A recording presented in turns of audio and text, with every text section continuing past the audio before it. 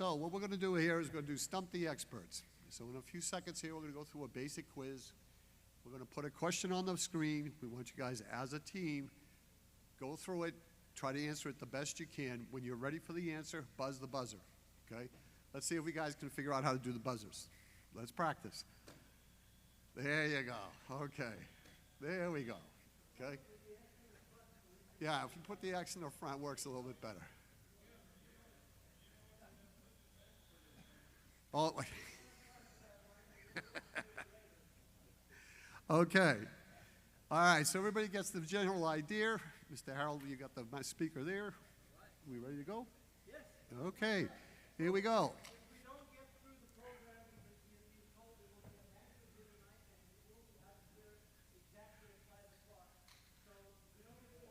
Four.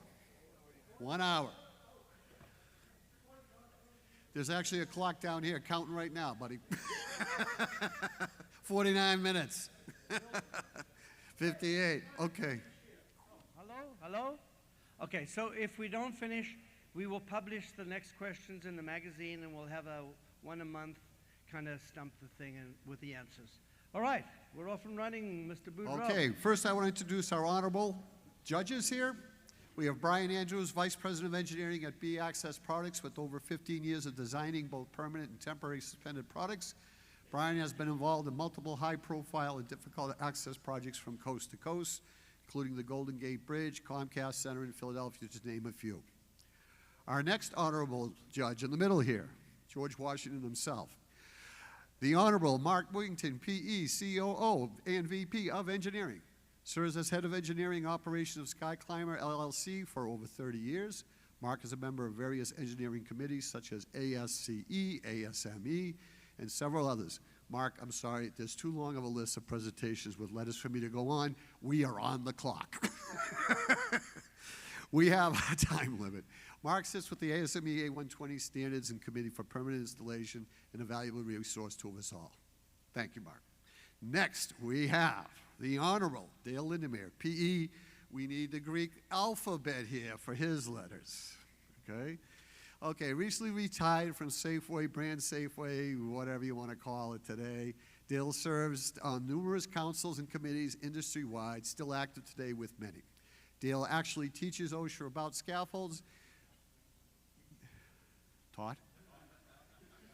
Is that a judge's answer? Judge's answer, okay. I'm skipping that. Okay, Dale thinks he has over 1 million years in the industry. He's still active today. Okay, we thank you, gentlemen, very much for your humor today. Okay. All right, so our audience has been split into teams. Each team will pick a captain. Each team will pick a competent buzzer operator. Yes, you have to be competent to operate that buzzer. A question will be shown on the screen. Each question will have a maximum response time determined by the host, me and Harold. We get to push things around a little bit. The competent buzzer will be buzzed, stopping the clock. The captain will give a verbal response to the honorable judges. Judges will decide if answered correctly and score your answer. The judges will give you the expert answer. Team with the most points wins. So you have to assign to the points there. Okay, gentlemen? Okay. Next one. So here's a practice one. What is required OSHA of an outrigger beam can be placed 90 degrees perpendicular to the face of the building quickly? There you go. So nobody's competent enough to just hit the buzzer now, are you? You're supposed to hit that buzzer. No shouting, hit the buzzer. We're doomed, Harold. We're doomed. Okay, moving forward. Okay, here we are, the real game now. Starting now. How do you calculate the loads on a parapet clamp put on a wall? Okay, we got a buzzer. We got a buzzer. Who buzzed first? Right here, okay, thank you. What? What was that? Manufacturer's instructions.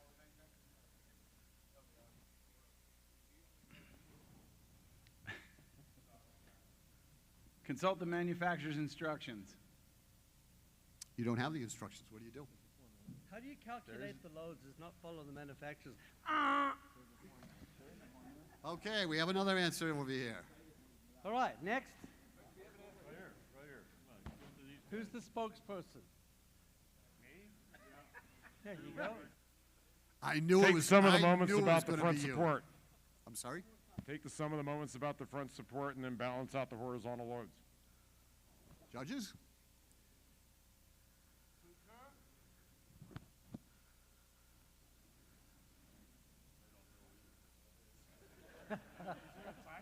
We picked the wrong judges.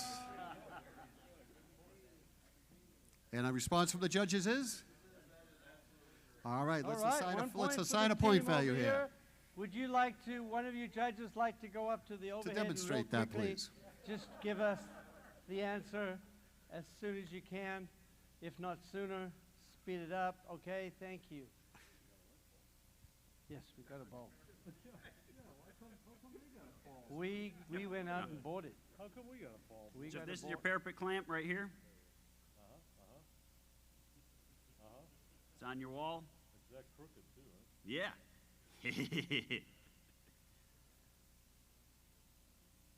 Okay.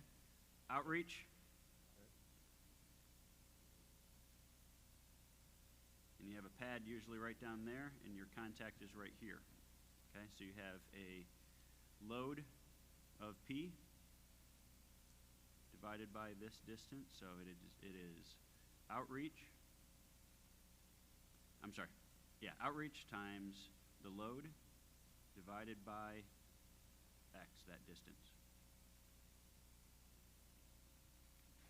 John, do you concur? There we go. Okay. All right. Flip your tail thing as you do that. Jim? There you go. Very So you good. get- Next question, buddy. We need to clean that.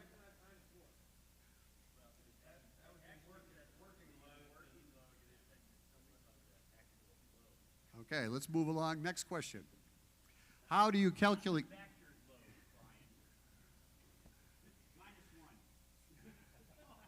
Oh, sorry, buddy. How do you calculate the loads on a 5/16 diameter wire rope fixed between two anchor points 30 feet apart? And what is the optimum angle to use? What is the optimum angle to use? So we get over there? We got an answer. We got a winner over here. We see. Let's see. We have to calculate. Tell us what we're doing. Over Yeah, here. we got to get a buzzer. There's a buzzer right there. Mike, They buzzed it. you did. Okay, sorry. I But didn't what's hear. how do you calculate it? Why is it 30?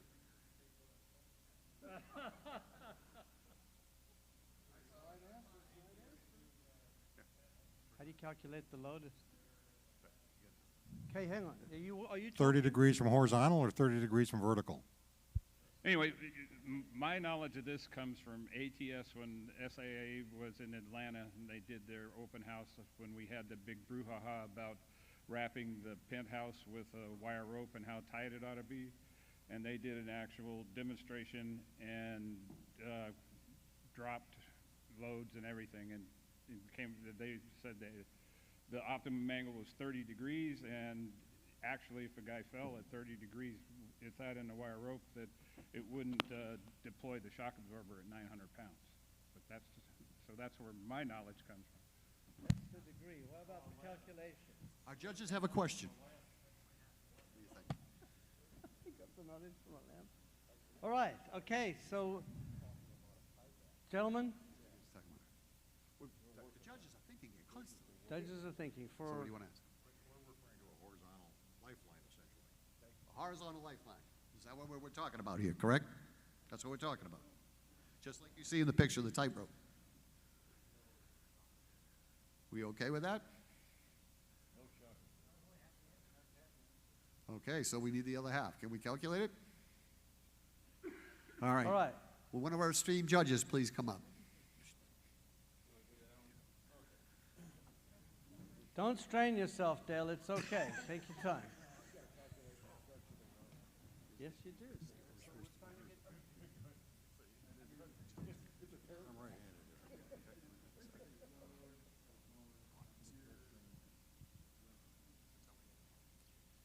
Here's an anchor point on one side.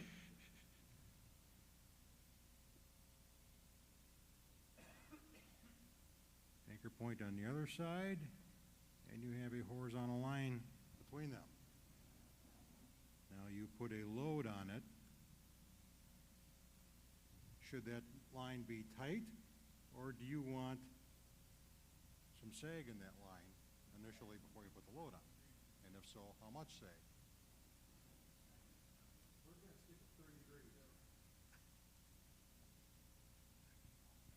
So you're saying this angle should be 30 degrees. Why?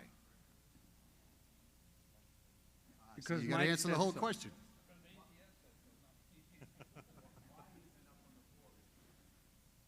Oh, for God's sakes. All right.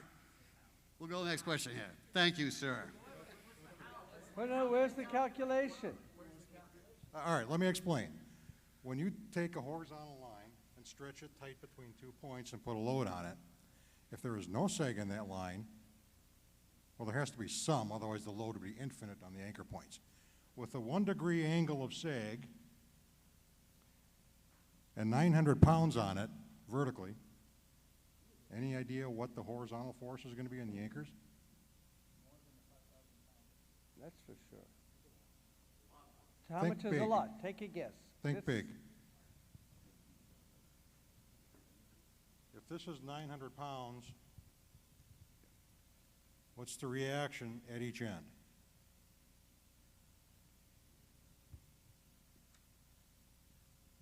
No idea. Anybody want to hazard a guess? 1,000 pounds? 2,000 pounds? Show of hands. Let's go. Okay. Choose a number. Okay, hang on, let's go. Who You in the thinks back. it's- What are you saying? What do you do in the back? Who thinks it's 0 to 10,000 pounds? Hands up. 0 to 10,000. Hands up. Okay, we have a few people. How many 10 to 20,000? Hands up. Got the same guy. You can't guess twice, so you're going to be right every time if you do that. All right, how about 20 to 30,000? How many people Nobody. think the load? All right, well, look, just for the hell of it, who thinks it's 40 to 50,000? Nobody. Who thinks it's 50 to Ah, 60,000? now there's one coming up. All right, there we go. 3 judges. It's over 50,000 pounds. And the capacity of the wire rope is what? Well, it depends what size rope it is. It's 5/16. 5/16.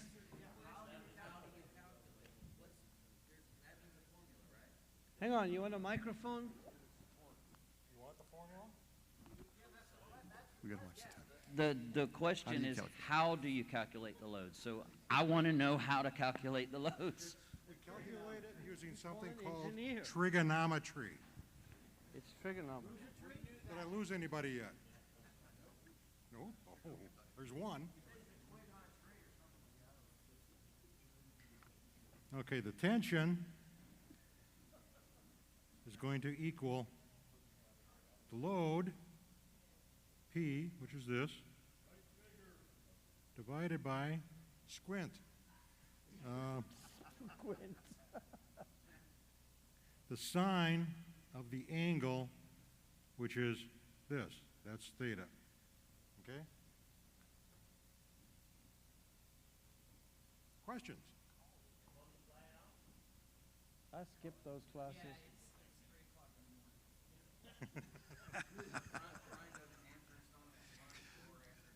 All right, so it was a two-part question. They came up with an angle. You wanted a formula. Are we good with this? We're good. Okay. All right, thank Judges, you. nobody gets points on that one. Nobody gets points. No, the judges get the points. Dale gets Dale 3 gets points. 2. All right. Sorry. Next one. How do you calculate the load of a 50-foot swing stage on the face of a building with 2 12-inch solid roller bumpers spaced 40 feet apart? Oh, and that table's quick on the buzzer. Okay, here you go. Yeah. Hey, Microphone. grab the thing so they can all hear you. You have to know the angle of the rope going back up to the rigging, and it's a horizontal component of the load in the rope.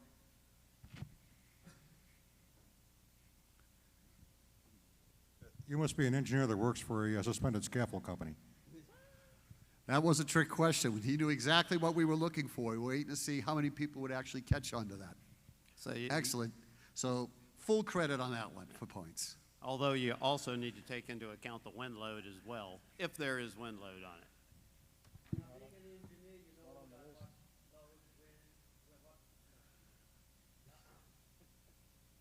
We okay? All right, moving along, great. We got what, 3?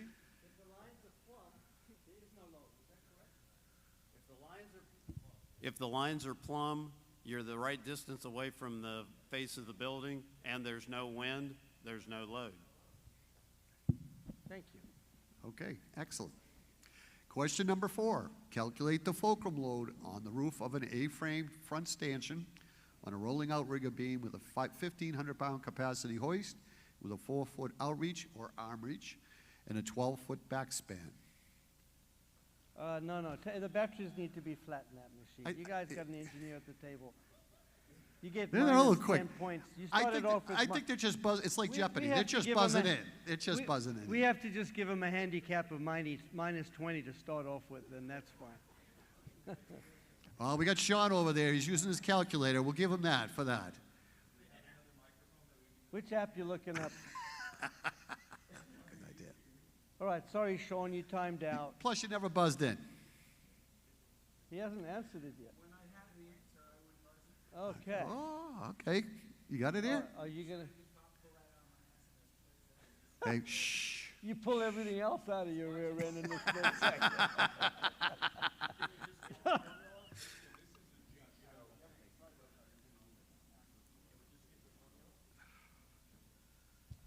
I thought this was the Suspended Scaffold Council. Don't you guys all know the formula?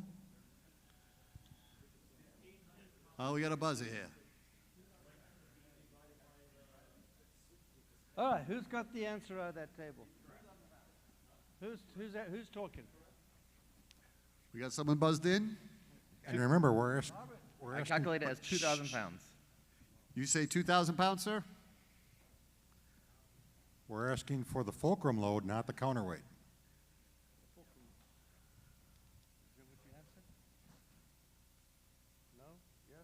Load on the front stanchion. What is put in on the roof?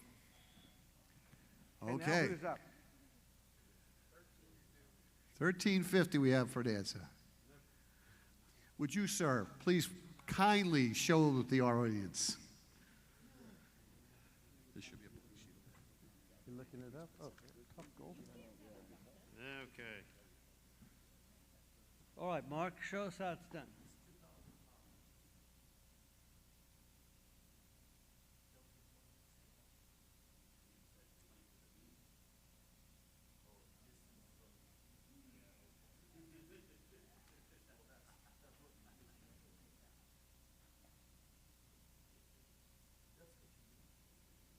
You did notice the high-tech equipment that we're using up front here, too. Because these formulas are as old as this equipment. Yeah, actually, this equipment, this came about right after the stone tablet and chisel. So, boiling it all down, there's a number of formulas that you go through to get there, but it's basically your load times your factor of safety times, we're going to take our outreach, and in this case it's 4 feet, and we're going to take our back span, which in this case is 12 feet. We're going to add those together, and we're going to divide that by the back span, which is 12, and if I did my math right, that comes out to be 8,000 pounds. Well, we can either put the factor of safety of 4 in or take it out if you want working loads or you want factored loads. It is if 2,000 you would be answered- correct if you're Yeah, working loads. without the 4-to-1. Absolutely correct. Give him a point. Okay. All right, thank you. Ah, the judge is going You back to that. restated. Oh, we have a comment. We have a comment. So- It's under review. So I do want to make sure Blah, blah, blah, everybody blah, blah, blah, blah, blah. understands. We are always talking about not the length of the beam. Always make sure you're talking from the fulcrum to the center of your counterweights. All right, that's a big question that we always get all the time. All right, everybody's always saying it's a 24-foot beam or a 16-foot beam. It's not the length of the beam. It's to the center of your counterweights. So what you're saying is it's not the length of the beam, it's how you use it.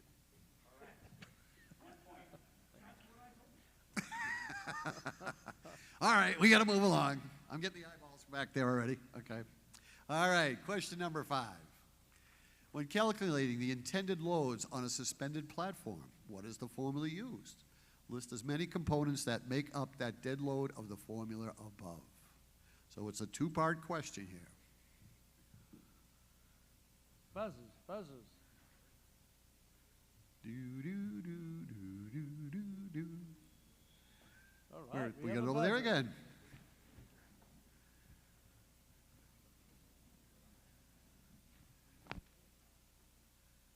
The dead load plus the live load plus the wind load? Is that what you're looking for?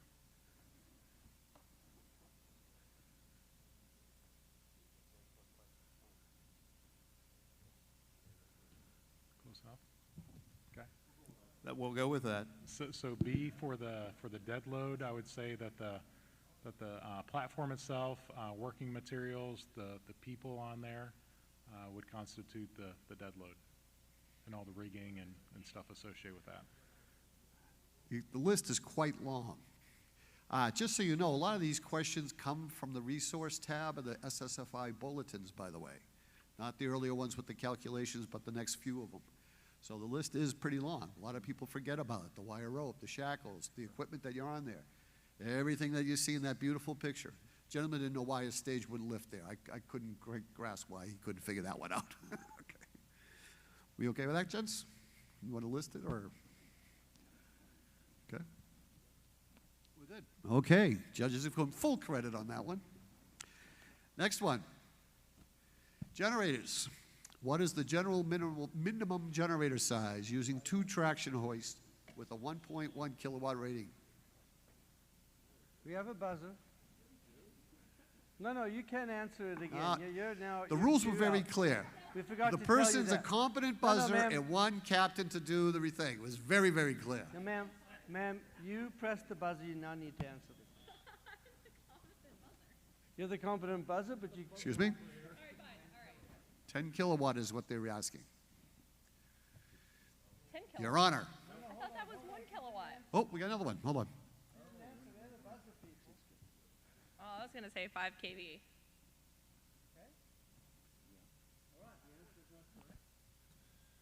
All right, we have another one here. Sean?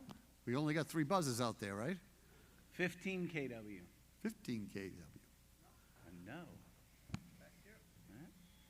Oh, it's going around the table. We got debate going on here. Who buzzed? 40?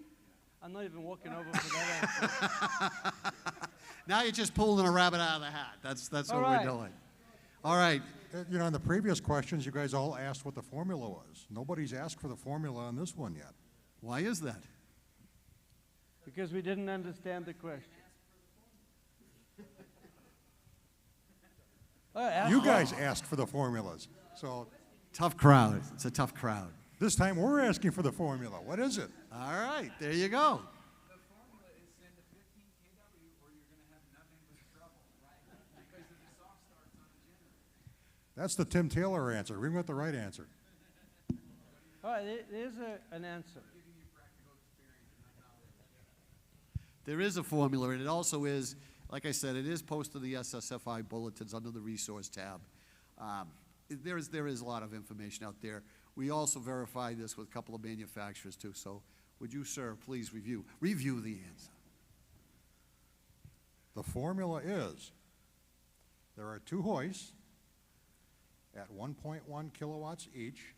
So you take 2 times 1.1, which is 2.2. 2.2. Thank you. Got a math whiz out there. Then you multiply that by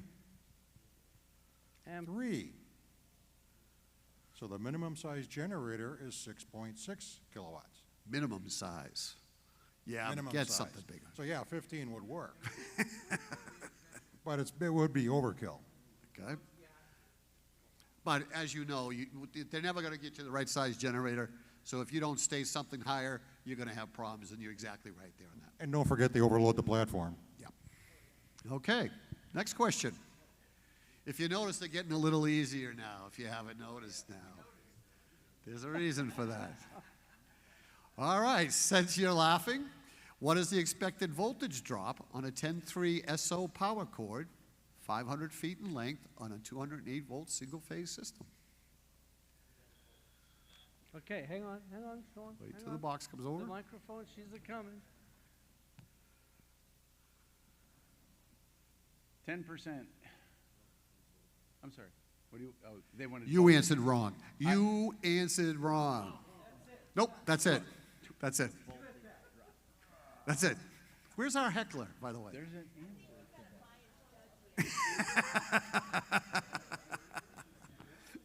Oh, we have another buzzer. You can't answer. Huh? 5 volts says table number 2. Nope, the judge shakes his head. All right. Anybody else? Okay.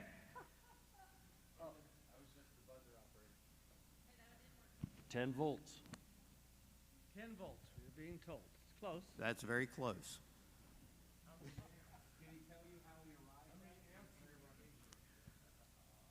These are things we want. Why? These are what we're asking to see if you know the questions to ask. Your customer is not going to say, know this information, right?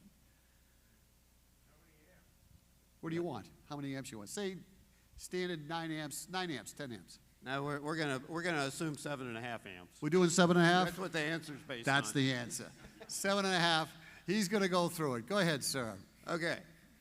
Number one, I'm not an electrical engineer, so the first thing I would do is ask my electrical engineer. But if he's not around, what I would do is go get the SSFI bulletin. And if you look at it, it tells you that for 15 amps, which is 2 7.5 amp hoists, that your voltage drop in 1,000 feet is going to be 18.6.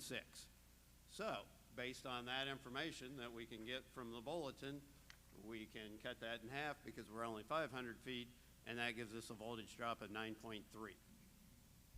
Now keep in mind, thank you very much, Mark. Keep in mind, all this stuff is available through the SAIA, excuse me, and the SSFI, which is the Scaffold Shoring and Forming Institute information. It's all available to each and every one of you. So if you don't have answers, don't have engineers, you can look it up. Information is all there. Thank you. Next question. Just as a show of hands, how many people have actually gone to that resource tab? Show of hands, honestly. Okay? So we're looking at 1, 2, 3, maybe you don't count. Well, you do count, but you don't count. Okay? That just shows, because we get these calls, you guys get these calls all the time. These are the same questions you get all the time. You can refer them to the SIA, that tab is there, it's a resource that should be used, okay? All right, thank you, we're moving on. To be honest, we didn't expect to get this far along with this. Stall load of a hoist. Define it, what is it? Can I finish the thing, please? You're disqualified. Oh. No, you can keep going, man. What does OSHA require? Name as many causes or issues as possible with calculating it. Name as many issues as possible with calculating it. Sean, it's on the black, it's on the screen.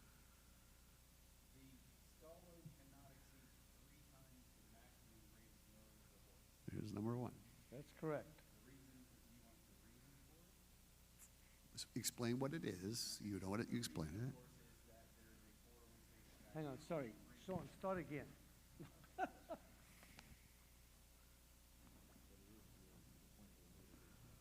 The stall load, the point where the motor will stall, will not lift any further, cannot exceed 3 times the maximum rated load. The reason being the rigging is rated at 4 times the maximum rated load, thus we can't accidentally pull the rigging over the building. Arriving at that, I'm not sure how they arrive at it. I know why they did it. Name as many issues as possible with calculating it. Voltage surges could increase the strength of the motor. Weak capacitors could decrease the strength of the motor. Bad windings make a motor weaker. Alterations, flipping pulleys. If the motor has belt drive on it, you can change the pulleys, which will change the torque, which will increase the lifting capacity. Some hoists have automatic shutoffs at a preset weight. Is that enough? Judges? Excellent job. Round of applause for Sean. He's sweating. I can actually see the beads of sweat off his forehead right now. Okay, we're getting to the end here now. Okay. Tiebacks. OSHA's list of requirements is limited. We want you to name all of them. Then we want to, for our friends from Canada that are here, what does Canada allow you to do that the U.S. does not?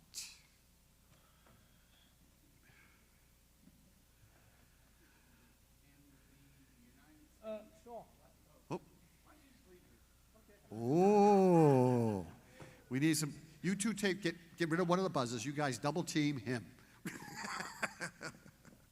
OSHA's tieback requirements are perpendicular to the structure, or in their words, straight back and down.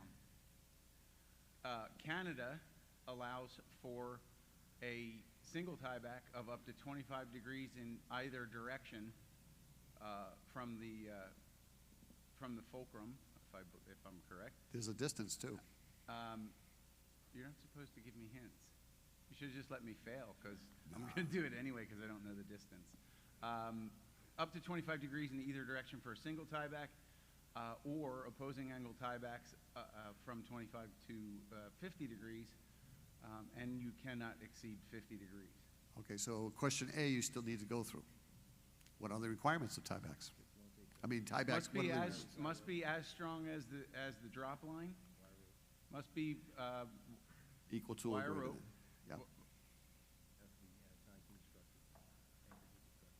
Yeah. Has to be anchored to the structure and must be able to hold the entire load. Okay. Judges, how do we go? We go with that? Okay, excellent. What is the entire load? That's the weight of everything on the suspended system and everything in the support system. It's a rated load of the hoist. Discussion. Times 4.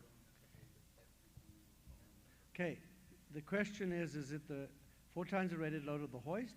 Is it at the sum of all the components Sean just mentioned?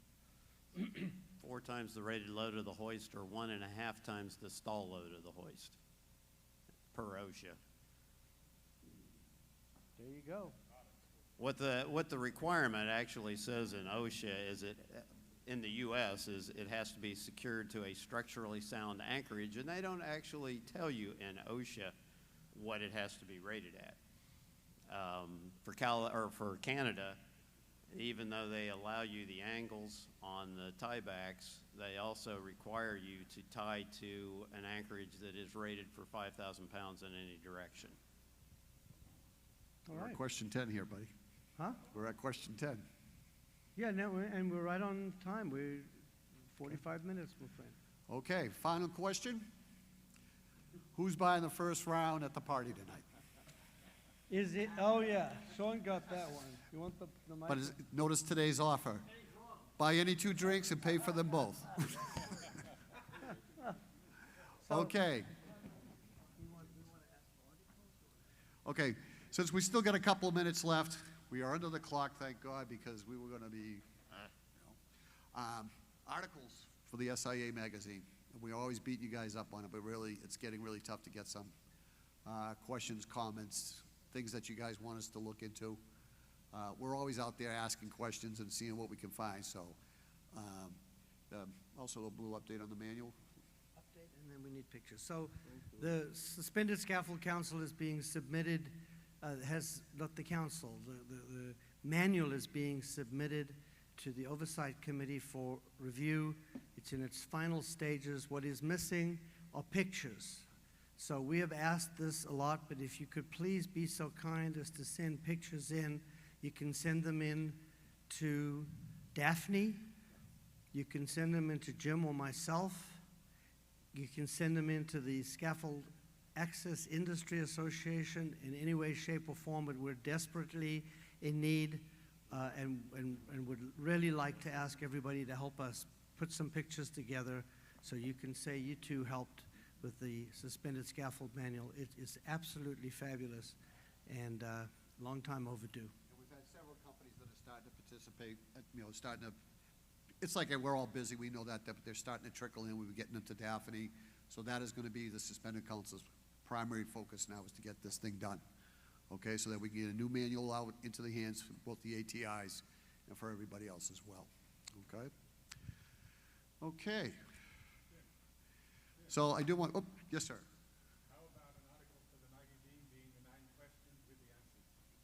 So we talked about submitting these with answers once a week, once a month, well, it should be once a week.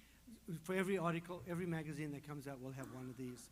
And then we might continue it as, you know, stump the experts or ask the experts and invite people to send in questions, and then everybody gets to get the answers. We could do a quiz too, just a very simple quiz and see what we get for response. All right. So we would just thank everybody for coming today. We would like to thank our esteemed judges. Do you have something for the judges? Huh?